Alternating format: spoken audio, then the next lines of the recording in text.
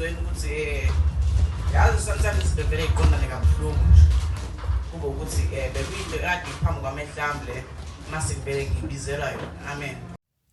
So ke kwenzakalani ke if I take 1 million Christians ngiwathathe ngofaka university mina 1 million of ama-Christians mangithatha ngofaka university sithi statistic ke mangithatha 1 million Christians ngwayisa university u-700,000 wabo baye kukholwa once bangena university. Christians completely baye kukholwa completely bayeka nje ukukholwa ngokuphelele wathi kabayisa 700,000 shuthi low 70% and not only a majority of ama-Christians u-30% wabo bakwazi ukuqhubeka bakholwa.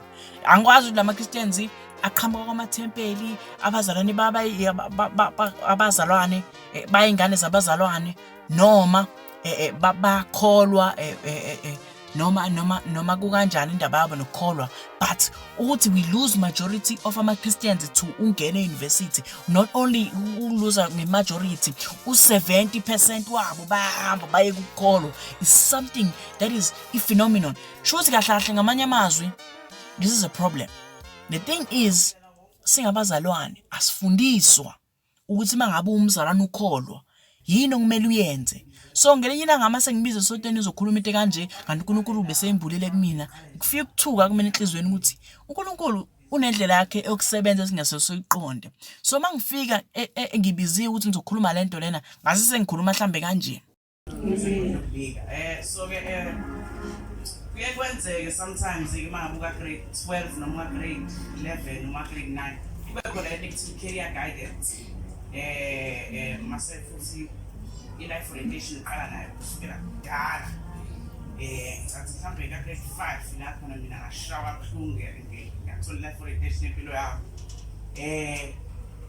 uqhubeka nalezi zinto zonke nje ufunda ngazo, but ekuyitholeni ngiyaxolisa amakhona othisha ngingixolele kothisha but lezi zinto ngizozisho nje ngoba kumele ngikhulume iqiniso la khona izinto ezakhiwe i-Department of Education ngaphansi kwa-government ezakhelwe umuntu ukuthi lo muntu umzalane akayena umzalane zakhelwe umuntu mase ukuthi la kube khona into ekuthiwa umluleko lapho nakhulunywa khona nomzalwane. Ngamanye amazwi i-reason why mangabe uya endaweni enjenge mangabe uphuma phambi kwamehlo abazali bakho uguquka noma kube khona i-change enkulu ingoba abantu emqondweni wabo kusagcwele leya education ababeyithola eklasini kanti yona ayifithi ukuthi sizokhuluma nomzalwane. Yizo into engishoyo. So mina mhlambe ngenze ukuthi ngithole i-career guidance empilweni yakho wazi vele ukuthi wawunephupho vele wazoba nephupho wazoba siqede ukufunda uhambe e-university uyofundela lona. But ngothola i-career guidance usufika usu-confused masibuye i-career guidance kubuye izokutshela ukuthi nayi ngikusizile mina ngiyi-life orientation ngikusizile. Ngamanye amazwi mangabe usendaweni lapho usuyi-desert khona kuvele lokho ukuthi ngasizwa leya subjects leya kanti not yonke into kuleya subject yakhelwe umzalwane. For instance sathola i-sex education sanikwa yona kwathiwa na sex education sanika yona esihlele emaklasini siyingane encane yakubeka phambi kwethu sho ukuthi lezi zinto zahlukana kabili kwaba ukuthi we are being orientated ngaleso sikhathi leso noma kwakuthi sesinikwa kahle imidlinzo yomhlaba ngaleso sikhathi leso sasingakabi ready ukuthi siyithole and abazali bethu futhi babe ngakabi futhi nando khona futhi basayina khona nje into yasayina uma ngiyakhumbula esayina ukuthi ngiyothola sex education esikoleni esayina ukuthi no sayina lezi zinto lezi ningazi ukuthi kahle kuyowenziwa esikoleni. Lezi zinto lezi zibeka phambi kwamehlo omuntu oyingane ukuze kuthiwa zizomsiza, but ungafiki kona ukuthi khona izinto engazona ezomzalwane ezibekiwe. For instance lozama accommodation school bazange as much as possible. For instance you were told ukuthi eklasini uhleli ukuthi okay you have ukuthi uhlele engage in ama activity, right? Khona uzoba protected from ama diseases, right? Mase uyatshela kuthiwa okay since uhlulekile ke zi protect, right? Yonke lento eqeda ngisho ayikho ezimposi yonke nje kubinjani i-against ezimposi yonke nje kubinjani, but into ozoyifunda uhlele eklasini uhlele phambi kothisha omdala owazi umsebenzi wakhe into esezwini lenkosi ithi linda ushade but mangabe ufika eklasini kuthiwani kuthiwa sithulekile ukuyibamba siprotect yonke lento ayikho njengoba injalo ayikho ezweni lenkosi ngamanye amazwi usho ukuthi thina kumele silethe la sitshele ukuthi izwi lenkosi lithi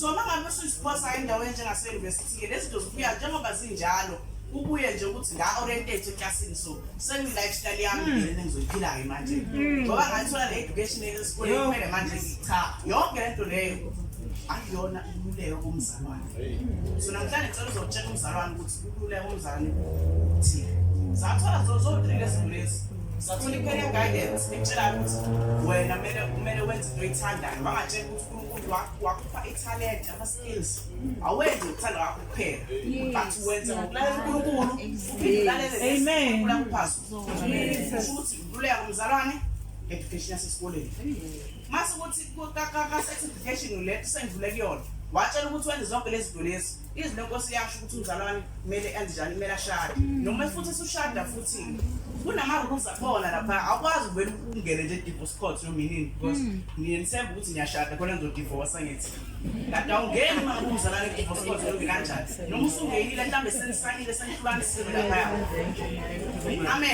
amen noma senihlukanisiwe laphana nobabili senayibophelele ukuthi ngiyahlukaniswa izwi lenkosi liyabuya lize kuwena lithi lowo muntu loyo phambi kwamehlo kaNkulunkulu ngisajoin ngene ngamanye amazwi mangabe usufuna wena uphambi uyobona omunye kufanele uphinde ukuyize la izwi lenkosi ukuthi izwi lenkosi liyashizwe lishashane nalowo muntu loyo ngitholaphi leyo nto leyo ka-life orientation esesikoleni kanti ngithola kuphi endlini kaNkulunkulu ngoba wena yini ngumzalwane so-ke mangabe futhi usufunda futhi lezi zinto lezi zafika zonke njengoba zinjalo kuze kuthi laphana mangabe ufunda self-esteem laphana kuthiwa to believe in yourself. Isn't it sure? To believe in yourself. To love yourself.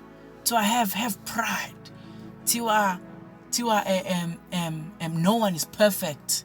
Isn't it sure? Listen to this zishiwo kuphi? Zishiwo usafunda lapha uhlele deskini. But akuzona into zomzalwane lezo because lezinto azikho ezweni lenkosi. Ezweni lenkosi ifanele to believe, fanele believe in Jesus Christ, fanele ukhonza uJesu. Ezweni lenkosi ipride. You are not supposed to be prideful. Ezweni lenkosi khona lezi zinto lezi otsheliwe zona, ofundisiwe ngazo, but khona against lezo zinto lezo. Sometimes kuye confuse lento lena because azakhela umzalwane lezi zinto leziya. Yize lithi laphana kuMateyu chapter 5, let us be perfect like God who is in heaven is perfect. Yezwa nto leyo, but makuthiwa lapha no one is perfect, kanti uNkulunkulu is perfect. Makuthiwa no one is perfect, should lenti against uNkulunkulu. Akwazi no one is perfect kodwa uNkulunkulu is perfect. Akwazi ukuthi uJesu Kristu uthi let us be like uNkulunkulu who is in heaven or perfect. uJesu Kristu uthi let us be like uNkulunkulu perfect. Mase lapha kuthiwa you can never be. Kuthiwa no one is perfect. Shothi ngamanye amazwi ayihambisana akuzona into zethu lezi esifundiswa zona lapha. Not yonke into ofundiswa yona laphana izowakha wena njengoba. That's what ipoint lami ngilenzayo lelo ukuthi okay bakufundisa laphana ukuthi fanele kube but musa ukuthi ubalekele izwi lenkosi completely uthi wena usutshengisiwe laphana ukuthi ka self esteem class ukuthi fanele ube nani ne high self esteem. These are the things mina engisho ukuthi they were weaponized because le self esteem is all about pride. Yezo into engishoyo mase kuthiwa khona low self esteem la khona uyibukela khona phansi. The question is ubukela ba phansi because we're made in the image kaNkulunkulu. If uyibukela wena phansi, wena ubukela i-image kaNkulunkulu phansi, ngamanye amazwi wena shuthi kahle khona ama educations ahlukile.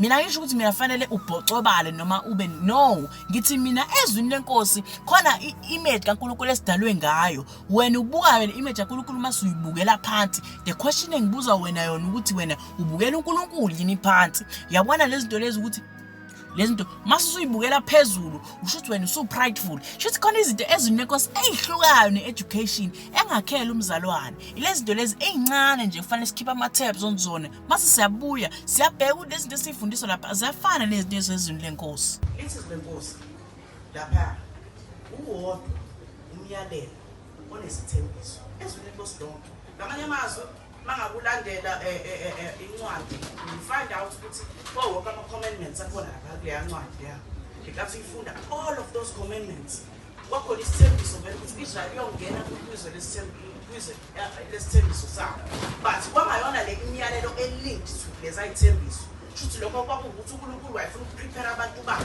bazi abantu bakhe ukuthi njengoba wena uzoba umuntu ozoba uyi-position of power umuntu uyi-position of power akabulali again akazenzo kwezinto lezi futhi ngamanye amazwi wawunikwa i-armor yakho ukuthi umuntu kufanele umuntu onikwe this much power yokuthi athole izithembiso zikaNkulunkulu uthola i-armor yobungcwele futhi akazenzi izinto ezithile kanje but bangayifunda izinto lenkosi ngiyahlangana nina ugogo ngwayo uyena wayifunda ngathi ngahleni bazalana nogogo mina so ugogo ngathi engifundisa lento lena ugogo uyasho lapha ukuthi uwodwa umyalelo nesithembiso sengubhekile uIsrael ukuthi uIsrael wawuthembiswa ukuthi mangabe ungasalalela uNkulunkulu uphinde ujibe eceleni mase usubuyiswa uNkulunkulu mase uyahamba uyayizwa lento lena but ugogo mangabe efunda izinto lenkosi uthi uwodwa lo myalelo mase isithembiso salomyalelo sithini sithi isithembiso salomyalelo yazi bazalwane sithi isithembiso salomyalelo lona insuku zakho ziyanda isithembiso somyalelo futhi ngamanye amazwi mangabe kukhona imyalelo yonke imyalelo ekhona wena uyayibophezela ukuthi uyilandele kodwa isithembiso sawo noma i-result yawo ayibi given but izwe lenkosi liyakutshela into engakaze yenzeke before ukuthi wena nje ezweni uzoba ney'nsuku ey'ningi ozophila kuzona ngenxa lo myalelo lo mase futhi lento futhi ngiyagxila futhi mina kuyona ukuthi lo myalelo lona ngendlela onamandla ngayo mase kuba ukuthi mase kuba ukuthi kule myalelo lona iyodwa nje into kumele uyenze kumele uhloniphe kumele uhonorishe abazali bakho yento engishona. So ke uNkulunkulu kezwini lakhe ke then asks us ke thina ke nje esikholwayo ukuthi simesabe ezweni lakhe sifundiswa ukuthi simesabe uNkulunkulu. This is indlela yokumhonorisha uNkulunkulu. We honor uNkulunkulu ngokumesaba. It's not ukusaba lokho okuthi boo noma lokho ukuthi uNkulunkulu mhlambe is scary. No, ulokhu mesaba lokho it is a form of honor. It is honor multiplied ngamanye amazwi it is honor enjani esihlangene esifinqene. It is multiplication noma the highest honor ongamnika uNkulunkulu.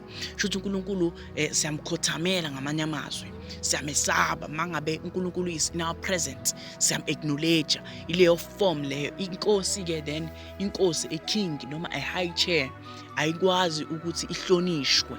Inkosi ayihlonishwa iyesatshwa inkosi ikona lokho esikholwa ukuthi simenze uNkulunkulu. So ke mangabe kuthiwa you honor your parents so esekuthiwa when iwenza le nkonzo le esuke isifana nale nkonzo suku usuyenza uNkulunkulu.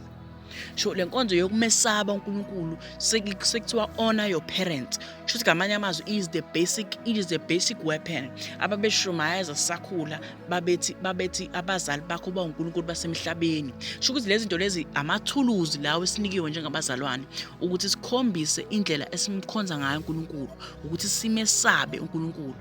Sho ukuthi kahle emhlabeni labo uNkulunkulu esinabo kwabazali sikholwa ukuthi sibenze njani bona sibahloniphe siba-honorishe. This is a tool oyisebenzisayo yokumesaba uNkulunkulu is being shared emhlabeni. This is why kuthiwa into mangabe simesaba uNkulunkulu simkhonza uNkulunkulu simkhola uNkulunkulu siba nani mangabe simvuma uJesu simukela uJesu Kristu njengenkosi nomsindisi siba nempilo ephakade impilo engapheli.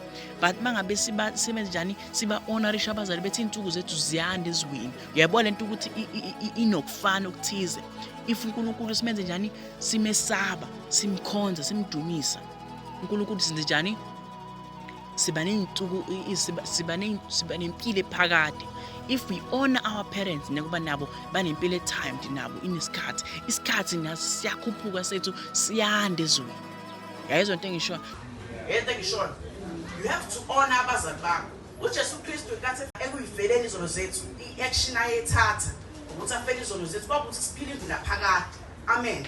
Sho ukuthi wakumele anqobe kamoya nasenyameni but kuyazwakala uNkulunkulu esho ukuthi ngokuhlonipha nje uyihlo nonyoko wakho uba nezinsuku ezweni shuthi kahle kanyama uba uma kuthi ngoFebruary February uqala uyaphela uFebruary uphila nxa ukuthi wena wenze njani you honor your parents. Amen. Isethembiso sinikiwe sona. Ngamanye amazwi usho ukuthi uyasuka phambi kwamehlo abazali bakho uthi ayisusukile usungenile euniversity usukhona phakathi. But mangabe usuyokuxosha lokotshwala lokho noma mangabe usuyishuka leyo nsango leyo noma mangabe usuyodlala usuku bonke nomunye umuntu lonto ukuthi abazali bakho iona yabi kuphi ubhekulahlula khamba sofethu wakho mhlawumbe kathi uvuke ekseni yento engishoyo you see that engishoyo so ngifuna ngizwe kahle ufuna ukukhumbule kahle futhi lamazwi engashoyo ukuthi yenzeka mhlambe uthi unorooms abakho noma niyaphuma ukuthi angikumbele mina ngoba umzalwane futhi ngiphuze tshwala but intenzakalayo university utshela manje intenzakalayo ukuthi university indawo enganawo ama drugs enganayo zonke lezi zinto lezi but lezi zinto futhi ngithola khona phakathi zonke njengoba zenjalo. Ngamanye amazwi it is expected kwena ukuthi ungavuki ekseni ungazazi ukuthi kuphi ungazazi ukuthi wayenzena because njengoba umzalwane kunzima ukuthi uhambe uyoreporta because umzalwane wakho uzokubuza ukuthi wawukuphi uzima ukuthi uhambe uyoreporta ngoba izofika la abazalwane kuthiwa sisekhulekene. It has happened multiple times ukuthi ngifuna ukuhleba futhi it has happened multiple times ukuthi ngani bafike la besifazane bekhala sebekhulelwe bethi bayaxolisa kwabazalwane awuzogcwalisa into ongayenzanga into onganalo icala kuyona usumile manje uprotect i-honor of umuntu ohlukumezile uzoma phambi kwabazalwane uzokhala ngenyembezi uyabona into kuhlunga kanjani ube nje uvele nguwenze njani wahlonipha uyihlo nonyoko insuku zakho zenjani zande manje usulwa nezwi lenkosi manje usume phambi kwabazalwane inyembezi zakho ziyaphuma lezi nyembezi thina sizale lezi nyembezi sikhulekelayo ukuthi lezi nyembezi ezomuntu osedlule entweni entsha ngenxa yokuthi you failed uhlonipha uyihlo nonyoko.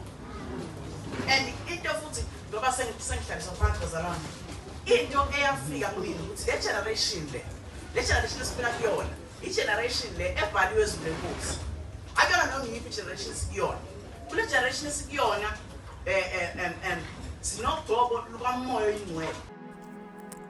Lokho kusho ukuthini bazalwane? Kusho ukuthi lokho lento engishoyo ukuthi these are the last generations of umhlaba. Mangihleba umhlaba usufika emaphethelweni. Repent for the kingdom of God is at hand. Ngamanye amazwi umhlaba usuyagoqwa noma umhlaba usuyaphela. Shuthi singabantu we are called ukuthi senze njani? We are called ukuthi singene emkhulekweni because in nowadays ngeke usakwazi uexpressa lezi insuku ezisondelayo ngoba usondela insuku la khona singasakwazi ukuvunyela ukukholwa umthetho ukuthi la khona sobe sesikholwa khona interiorly la khona sesikholwa khona phakathi emkhulekweni. Therefore iyavuka ukuthi repent for the kingdom of God is at hand.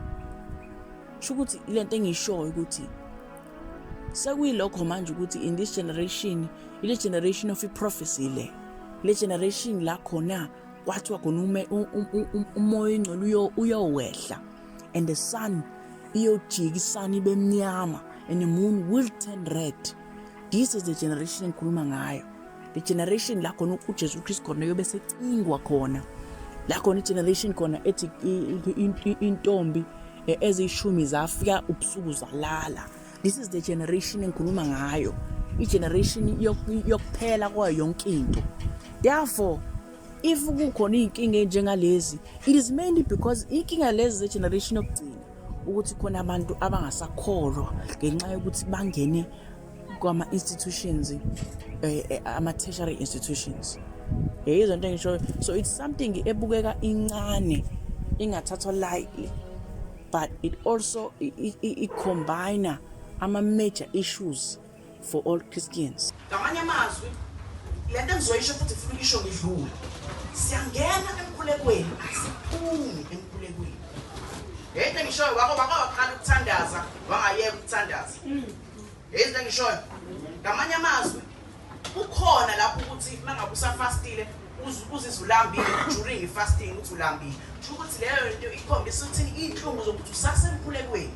Yento engishoyo mangabe usasemkhulekweni awukhaliswa i situation obhekana nayo, but ukhaliswa umoya ingcwele kwalo usakhuleka. ngamanye amazwi le generation is important ukuthi noma ngabe usuku sesikoleni noma ngabe mhlawumbe uwabheka ama-results angasacorrespond noma usufuna ukukhala buyele emuva ukukhumbula ukuthi usemkhulekweni awukhaliswa i-situation ukhaliswa umoya ingcwele ngamanye amazwi noma ngabe sekunzima kangakanani i-situation ungalingi ukudonsa intambo ungalingi uzama ukuresorta kwizinto zomhlaba noma uzama ama-solutions zomhlaba ngoba wena umzalwane ungabheki i-situation uNkulunkulu ongaphezu kwawo wonke ama-situation ukhumbule ukuthi wena kuleyo position akuyona usemkhulekweni awuphume emkhulekweni uma ungaphuma emkhulekweni uyawucinga amen ucinga u-amen kahle ukuthi uyawucinga ubuye iy'limu zonke y'kuye njengoba zinjalo ngiyakhumbula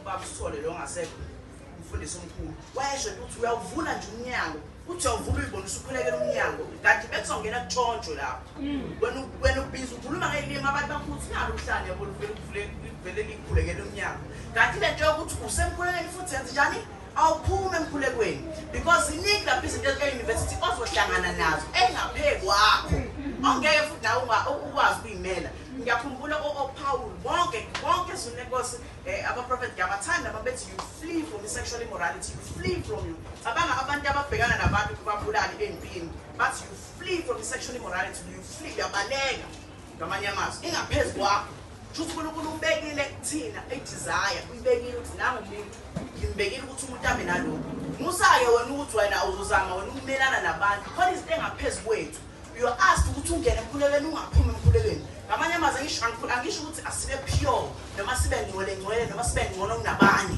ngithi mina asingene emkhulekweni singaphumi emkhulekweni wena uphuza kanjani utshwala usemkhulekweni uxosha kanjani ibhodlela uthi hayi ngiyacosha manje ibhodlela ngoba akekho ubani umesisi umukoro singacosha manje ibhodlela ngoba akasekho phambi kwamhlanga sengithini-ke mina-ke asengiphumile emkhulekweni khona izinto engenzeki uma ngawuthisa emkhulekweni ngiyacela abazali ungasimoshi isikhathi ngicela ukuvala le nto eyikhuluma ngendlela ende ngayo kodwa ngithathe iphathi lendawo ngayivala khona futhi bazalwane ngiyacela ukuthi uma ngabe kukhona imibuzo onayo bakhona ogogo bami uma ngabe ufuna ukululeka bakhona ogogo ayikho into abangayazi uyokuthiwa afunge lenye ilanga bazi yonke into ngiyangizwa ngithi bangiza laba sebe-university ogogo ayikho into engaphezu kwabo nabo ogogo bami bakhona uma kuthi futhi ufuna i-translation futhi bakhona bazokutranslate-ela zonke into engishoyo uma kusanembuzo amen cela bazalwane ukuhlala phansi ngabe